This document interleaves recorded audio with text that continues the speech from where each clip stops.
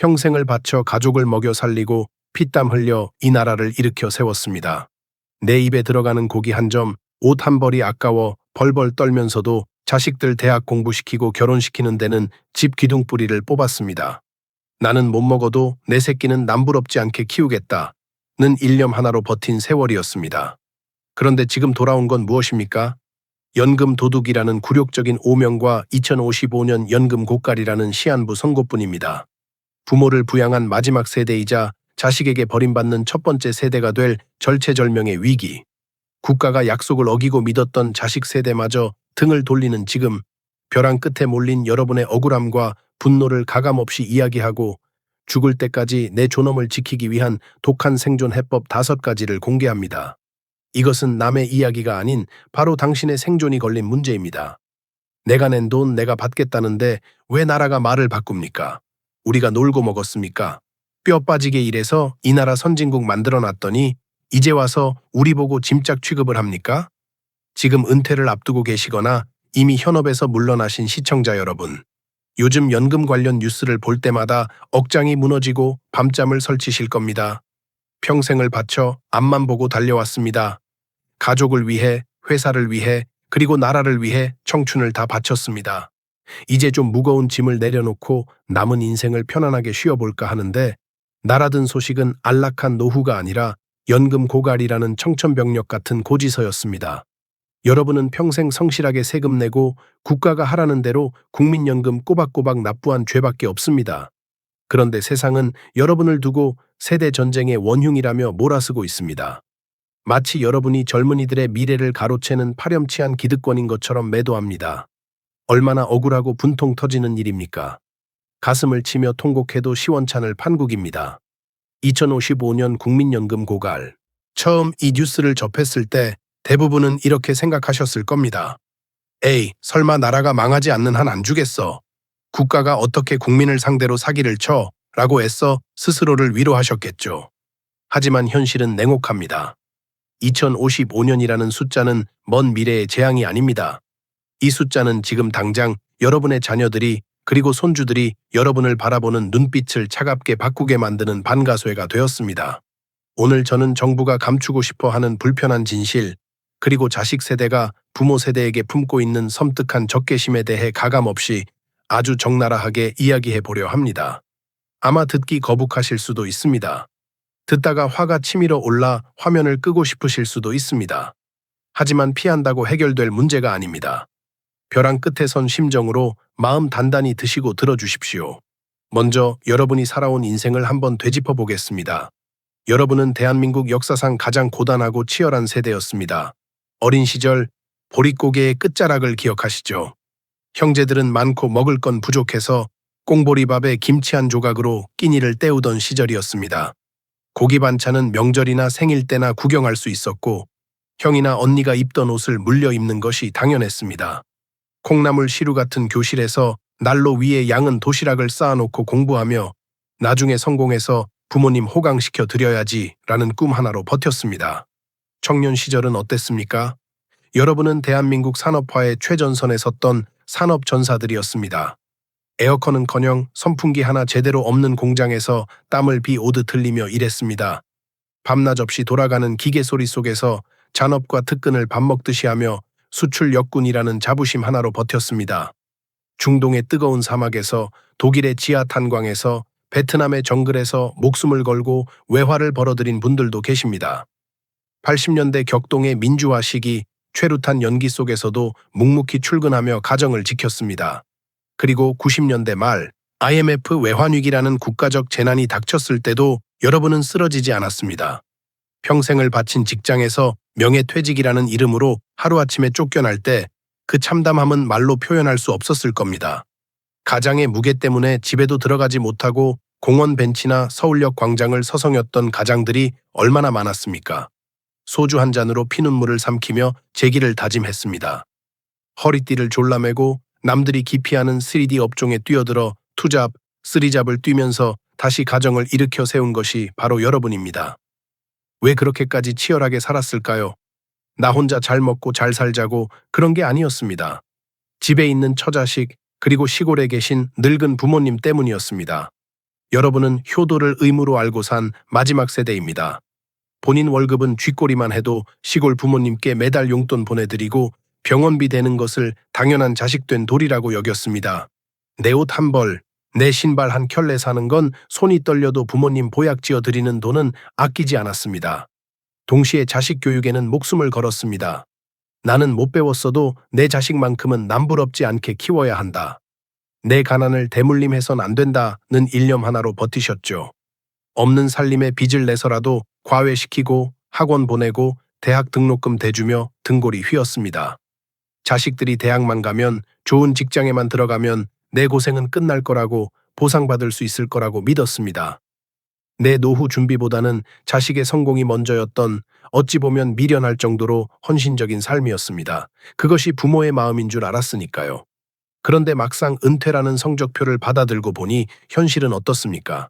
상황은 여러분의 기대와 정반대로 아니 최악의 시나리오로 흘러가고 있습니다. 100세 시대가 축복이라고 떠들지만 준비되지 않은 여러분에게는 재앙이나 다름없습니다. 부모님은 90세, 100세가 되어서도 여전히 살아계십니다. 요양병원비, 간병비로 매달 수백만 원이 깨집니다. 긴 병에 효자 없다고 하루하루 말라가는 통장을 보며 가슴이 타들어갑니다. 그런데 다 컸다고 생각한 자식들은 어떻습니까? 독립은커녕 취업이 안 된다, 집값이 비싸다 하며 여전히 여러분의 집에서 얹혀 살거나 손을 벌리고 있습니다. 결혼할 때 전세 자금이라도 보태줘야 부모 노릇하는 것 같아 퇴직금 중간 정산하고 집 담보 대출까지 받아서 쥐어줬습니다. 손주가 태어나면 또 어떻습니까? 맞벌이하는 자식들 힘들까봐 황혼 육아까지 자처합니다. 허리가 끊어질 듯 아파도 힘들다. 소리 한번 제대로 못합니다. 위로는 늙은 부모를 봉양해야 하고 아래로는 다 큰 자식을 건사해야 하는 이중고. 정작 내 노후 통장은 텅 비어버린 샌드위치 세대. 맷돌 사이에 낀 콩처럼 갈려나가는 낀 세대의 비극입니다. 이런 절박한 상황에서 유일한 희망, 마지막 보루는 국민연금 하나였습니다. 젊을 때 국가를 믿고 맡겼으니 늙어서 힘없을 때는 국가가 책임져 주겠지. 그 믿음 하나로 생활비 아껴가며 꼬박꼬박 냈습니다. 연금 수령액이 찍힌 예상 내역서만 바라보며 소박한 노후를 설계했습니다. 그런데 지금 돌아가는 꼴을 보십시오. 그 믿음이 산산조각 나고 있습니다. 자식뻘 되는 젊은 친구들이 인터넷 커뮤니티에서, SNS에서, 심지어 광화문 거리에서 여러분을 향해 쏟아내는 말들을 들어보셨습니까? 차마 입에 담기도 힘든 혐오와 조롱이 난무합니다. 연금충, 틀딱, 노인 무임승차 폐지하라. 꿀 빨던 세대가 나라 곳간 다 털어먹고 우리한테 빚만 넘긴다. 기가 찰 노릇입니다. 우리가 꿀을 빨았다니요? 그들이 우리가 겪은 가난을 알까요? 라면 하나로 끼니 때우며 야근하던 그 시절의 땀 냄새를 그들이 알까요? 억울해서 가슴을 치고 싶으실 겁니다. 하지만 냉정하게 말씀드리면 젊은 세대의 분노에도 나름의 논리가 있습니다. 그리고 그 논리가 지금 대한민국을 뒤흔들고 있습니다. 그들은 계산기를 두드려 봤습니다. 엑셀을 돌려보고 깨달았습니다. 지금의 연금 구조가 철저하게 먼저 태어난 사람이 이득을 보는 구조라는 것을요. 현재의 연금 수령자인 부모 세대는 낸 돈의 2배, 3배를 받아가도록 설계되어 있지만 지금의 청년 세대는 낸 돈의 원금도 건지기 힘들다는 사실이 만천에 드러난 겁니다. 저출산 고령화, 합계 출산율 0.6명. 이게 여러분 개개인의 잘못은 아닙니다. 하지만 그 결과에 대한 청구서는 고스란히 자식 세대에게 날아갔습니다. 과거 여러분이 젊었을 때는 청년 10명이 노인 1명을 부양했습니다. 아주 가벼운 짐이었죠. 하지만 곧 청년 1명이 노인 1명을, 아니 노인 2명을 등에 업어야 하는 세상이 옵니다. 자식 세대 입장에서는 월급의 30%, 40%를 세금과 연금으로 떼이게 생겼습니다. 300만 원 벌면 100만 원 이상을 떼어가는 겁니다. 자기들도 집 사고 결혼하고 애 낳고 살아야 하는데 숨만 쉬어도 월급의 절반이 세금으로 사라집니다. 그러니 눈이 뒤집힐 수밖에 없습니다. 문제는 그 분노의 화살이 이 시스템을 방치한 무능한 정치인이 아니라 당장 연금을 받아가는 여러분에게 향하고 있다는 것입니다. 왜 우리가 윗세대에 설거지를 해야 합니까? 자기들 노후는 자기들이 알아서 해야지 왜 우리 등골을 뽑아먹습니까? 이것이 지금 대한민국을 휩쓸고 있는 세대 전쟁의 본질입니다. 자식이 부모의 부양을 거부하는 시대, 아니 자식이 부모를 약탈자로 규정하는 시대가 온 것입니다. 가까운 일본의 사례를 볼까요? 일본은 우리보다 20년 먼저 이 길을 걸었습니다. 일본의 베이비 부머 세대인 단카이 세대. 역시 전후 일본의 경제 부흥을 이끈 주역이었습니다. 하지만 그들의 말년은 비참하기 짝이 없습니다. 지금 일본 서점에 가면 베스트셀러 코너를 장식하는 책들의 제목이 이렇습니다. 노후 파산, 하류 노인, 장수 지옥. 연금만으로는 생활이 안 되어 70대, 80대가 되어서도 공사판을 전전하고 한여름 땡볕 아래서 교통 정리를 하고 편의점 야간 알바를 합니다. 몸이 아파도 병원비가 무서워 참습니다. 에어컨을 켜는 전기세가 아까워 찜통더위 속에 홀로 있다가 고독사하는 노인들이 넘쳐납니다. 시신을 수습해줄 가족조차 없어 무연고 사망자로 처리되는 일이 다반사입니다. 더 무서운 건 사회적 분위기입니다. 일본의 젊은이들은 노인들을 대놓고 혐오하지는 않습니다. 하지만 무서울 정도로 차갑게 외면합니다. 지하철에서 노인이 서 있어도 자리를 양보하지 않습니다. 당신들의 노후는 당신들이 알아서 했어야지 왜 우리에게 짐을 지우냐는 무언의 압박입니다. 노인을 위한 복지 예산을 늘리려고 하면 젊은 층이 투표로 심판하겠다며 들고 일어납니다. 최근 화제가 된 영화 플랜 75를 아십니까? 초고령 사회의 부담을 견디다 못한 정부가 75세 이상 노인에게 죽음을 선택할 권리를 준다는 사실상 국가가 안락사를 권장하는 내용을 담고 있습니다. 영화 속에서 노인들은 내가 국가의 짐이 되는 것 같아 미안하다며 스스로 죽음을 신청합니다. 정말 섬뜩하지 않습니까? 그런데 이것이 과연 남의 나라 이야기일까요? 전문가들은 경고합니다. 한국은 일본보다 고령화 속도가 훨씬 빠르고 노인 빈곤율은 OECD 1위로 압도적으로 높으며 세대 간의 갈등은 훨씬 더 공격적이고 폭력적이라고요. 우리는 일본보다 더 잔인하고 비극적인 현대판 고려장을 목격하게 될지도 모릅니다. 아니, 이미 시작되었는지도 모릅니다. 상황이 이 지경인데 정부는 도대체 무엇을 하고 있습니까? 여러분을 지켜주고 있습니까? 천만의 말씀입니다. 정부는 지금 폭탄 돌리기에 바쁩니다. 역대 정권들은 연금 곳간이 비어간다는 걸 뻔히 알면서도 표 떨어질까봐 무서워서 개혁을 미루고 또 미뤘습니다. 내 임기 때만 안 터지면 된다는 신보였습니다. 그리고 이제 와서 더 이상 미룰 수 없게 되자 내놓는다는 대책이 기가 막힙니다. 더 내고 덜 받고 늦게 받아라. 특히 여러분에게 가장 치명적인 독소 조항은 바로 늦게 받는 것입니다. 여러분, 지금 법적 정년이 몇 살입니까? 60세입니다. 대기업이나 공기업 다니시는 분들도 60세면 책상 정리하고 나와야 합니다. 중소기업이나 자영업 하시는 분들은 그보다 훨씬 더 빨리 50대 초중반이면 타의에 의해 생업 전선에서 밀려납니다. 그런데 연금은 언제 줍니까? 원래는 60세에 줬습니다. 그러다 62세로 늦춰졌고 지금은 63세, 64세, 65세로 계속 밀리고 있습니다. 심지어 지금 논의되는 개혁안에는 이걸 68세, 아니 70세까지 늦추자는 얘기가 공공연하게 나옵니다. 이게 무슨 뜻일까요? 60세에 은퇴해서 70세에 연금을 받을 때까지 그 10년 동안은 무일푼으로 버티라는 겁니다. 월급은 끊겼는데 숨만 쉬어도 돈이 나갑니다.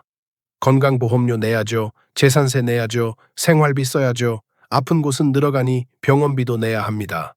이 공포의 기간을 전문 용어로 소드 크레바스, 즉 소득의 보릿고개라고 부릅니다. 빙하에 깊게 갈라진 틈인 크레바스에 빠지면 살아나오기 힘든 것처럼 이 10년의 기간 동안 수많은 중장년층이 빈곤층으로 추락합니다. 평생 중산층으로 살았던 분들이 이 기간을 못 버티고 퇴직금 까먹고 집 팔고 결국에는 파산합니다. 정부는 아주 쉽게 말합니다. 건강하니까 재취업해서 일하면 되지 않냐고요. 현실을 몰라도 너무 모르는 소리입니다. 60 넘어서 재취업할 자리가 어디 있습니까? 여러분이 평생 쌓아온 경력과 노하우를 살려주는 곳이 있습니까? 경비원, 아파트 청소, 택배 상하차, 단순 노무직. 이런 일자리조차 경쟁률이 수십 대 1입니다. 한때는 부장님, 이사님 소리 듣던 분들이 최저 시급을 받으며 험한 말을 듣고 젊은 관리자에게 모멸감을 견디며 일해야 합니다. 국가는 여러분에게 죽을 때까지 일하다가 죽어라 라고 말하고 있는 것과 다름없습니다. 평생을 일했는데 죽기 직전까지 쉬지 말라고 채찍질을 하는 겁니다. 정말 속이 터지고 가슴이 미어지는 건 이런 비참한 상황에서도 여전히 자식 눈치를 봐야 한다는 겁니다. 요즘 부모님들은 자식에게 나중에 나 부양해라 라는 말 입 밖으로도 못 꺼냅니다. 오히려 너희에게 짐 안 되려면 내가 한 푼이라도 더 벌어야지. 내가 아프면 안 되는데 하며 전전긍긍합니다. 자식이 취업 못하면 내 탓인 것 같아 잠 못 이루고 결혼 못하면 전세금 못 해줘서 그런가 싶어 미안해합니다. 맞벌이하는 자식들 힘들까봐 늙은 몸 이끌고 손주 봐주러 갑니다. 허리가 끊어질 듯 아파도 힘들다. 소리 한번 제대로 못합니다. 황혼 육아라는 명목으로 또다시 희생을 자처합니다. 몸은 늙어가는데 쉴 틈이 없습니다. 그런데 돌아오는 건 고마움이 아니라 원망뿐입니다. 엄마 아빠 세대가 부동산 다 올려놔서 우리가 살 집이 없다. 연금 고갈시켜서 우리 미래를 망쳤다. 밖에서는 젊은 놈들에게 욕먹고 안에서는 자식들에게 눈치 보는 신세. 도대체 이 억울함을 어디 가서 하소연해야 합니까? 여러분, 이제 냉정하게 현실을 직시해야 합니다. 효도라는 개념은 이제 박물관으로 갔습니다. 자식에게 기대는 노후는 끝났습니다. 자식이 나쁜 게 아니라 시대가 그렇게 만들었습니다. 그들도 제 앞가림하기 벅찬 시대니까요. 그렇다면 국가가 책임져 주느냐? 보셨다시피 국가도 교묘하게 발을 빼고 있습니다. 지급보장이라는 말장난 뒤에 숨어서 돈의 가치를 떨어뜨리고 지급 시기를 늦추며 책임을 회피하고 있습니다. 이제 대한민국은 각자 도생, 제각기 살 길을 스스로 도모해야 하는 야생의 시대로 진입했습니다. 누구도 여러분을 지켜주지 않습니다. 믿었던 연금의 배신, 자식 세대의 분노, 그리고 국가의 방관. 이것이 2024년 대한민국 은퇴자들이 처한 적나라한 현주소입니다. 우리는 샌드위치 속에 낀 햄이 아니라 거대한 맷돌 사이에 낀 콩이 되어 가루가 되도록 갈려나가고 있습니다. 이 맷돌에서 빠져나오지 못하면 우리의 노후는 재앙이 될 것입니다. 방법이 아주 없는 것은 아닙니다. 길이 보이지 않는 깜깜한 어둠 속에서도 눈을 크게 뜨면 비상구는 반드시 있습니다. 대한민국 가장들의 마지막 자존심을 건 생존투쟁, 이제 그 구체적인 해법을 하나씩 찾아보겠습니다. 지금부터 말씀드릴 내용은 단순히 아껴 써라, 건강 챙겨라 같은 도덕 교과서 같은 이야기가 아닙니다. 당장 내 통장에 꽂히는 현금을 만들고 새어나가는 돈을 틀어막아 죽을 때까지 내 존엄을 지키는 아주 현실적이고 독한 생존 기술입니다. 대한민국 노인 빈곤의 늪에 빠지지 않기 위해 반드시 실천해야 할 5가지 생존 법칙, 지금 바로 시작합니다.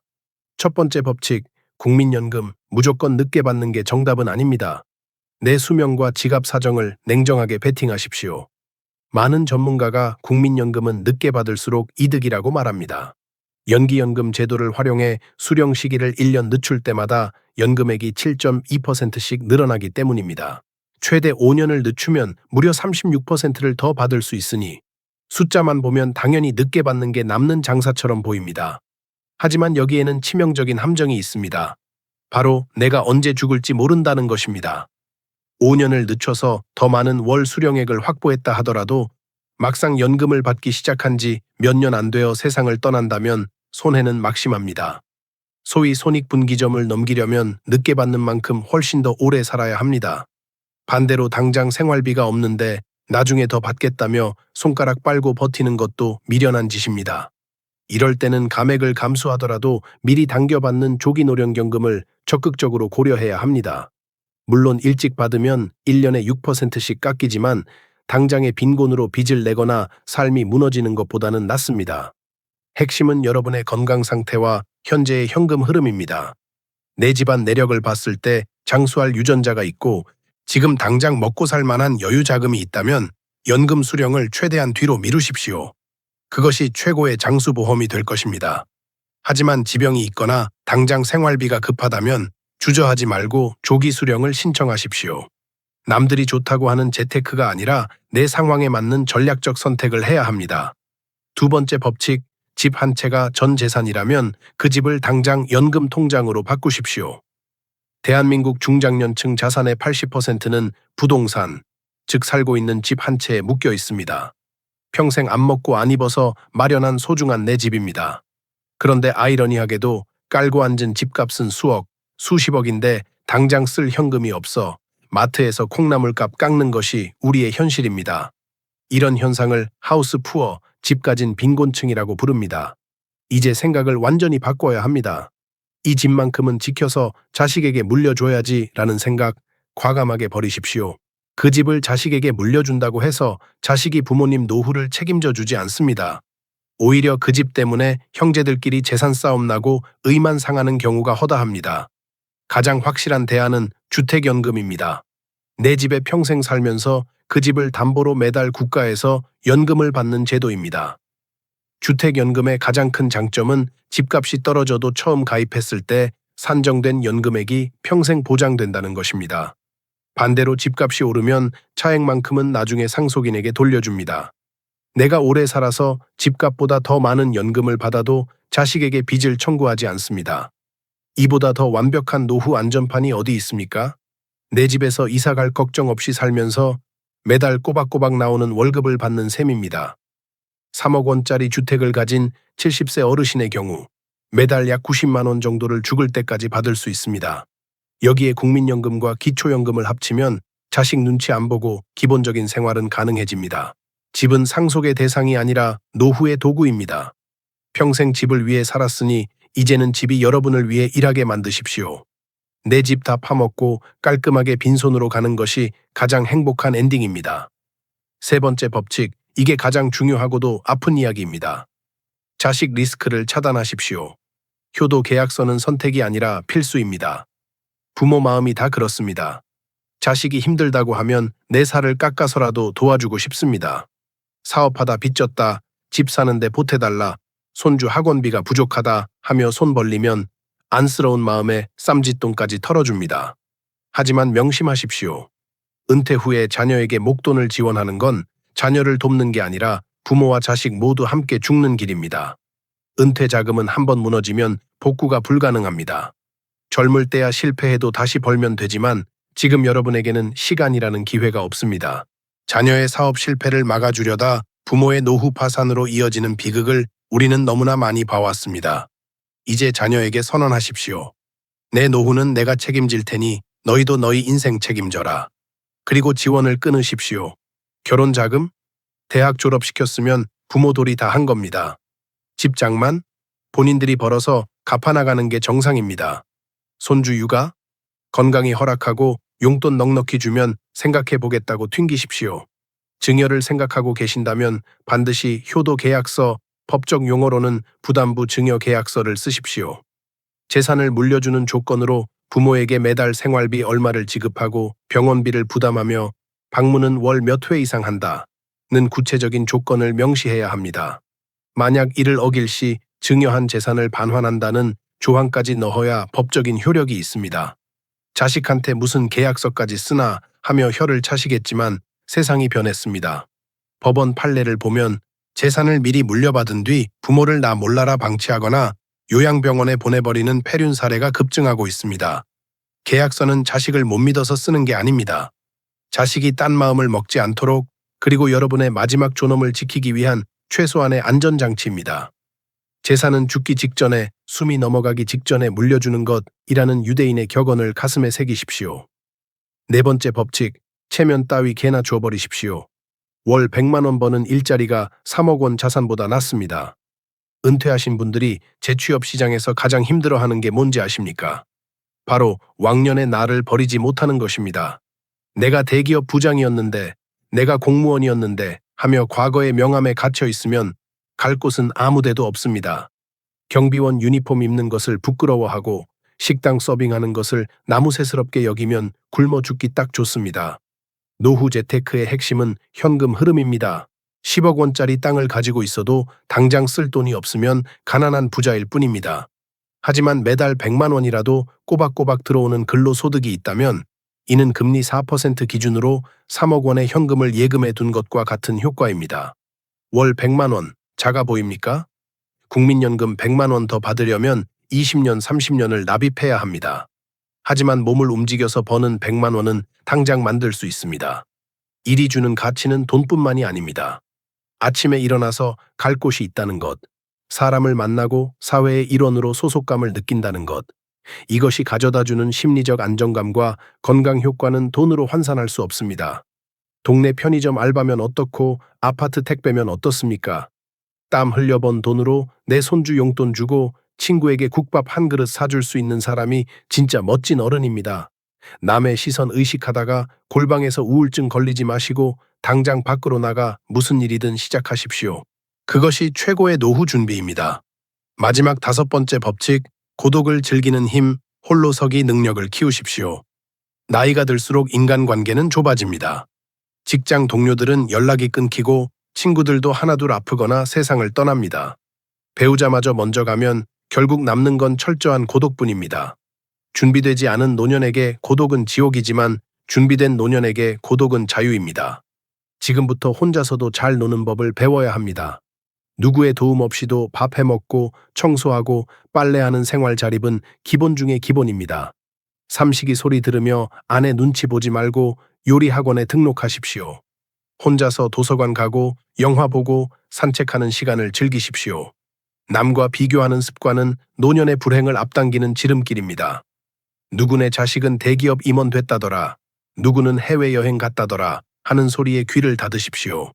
보여주기식 삶에서 벗어나 내면의 평화를 찾는 것이 정신 승리이자 진짜 승리입니다. 취미 생활도 돈 안 드는 걸로 만드십시오.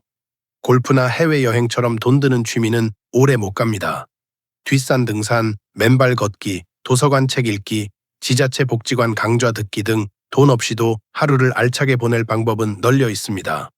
여러분, 우리는 지금 한 번도 경험해보지 못한 초고령 사회, 그리고 가족 해체 사회의 한가운데 서 있습니다. 과거의 상식으로 미래를 대비하려다가는 백전백패입니다. 국가가 나를 버렸다고 원망만 하고 있기에는 남은 인생이 너무 깁니다. 30년, 40년이라는 긴 세월을 가난과 모멸감 속에서 보내지 않으려면 지금 당장 독해져야 합니다. 오늘 말씀드린 5가지, 국민연금 전략적 수령, 주택연금 활용, 자식 지원 중단, 체면 버린 재취업, 그리고 고독력 키우기. 이것만 제대로 실천해도 여러분의 노후는 결코 비참하지 않을 것입니다. 아니, 오히려 누구보다 당당하고 품위 있는 인생 2막을 열어갈 수 있습니다. 자식에게 기댈 생각 말고 자식에게 짐이 되지도 말자. 이것이 우리 세대가 가져야 할 마지막 자존심이자 새로운 시대 정신입니다. 여러분은 한강의 기적을 만든 주역입니다. IMF도 이겨낸 불굴의 세대입니다. 그 저력으로 이 험난한 노후 전쟁에서도 반드시 승리하시리라 믿습니다. 여러분의 건승을 빕니다.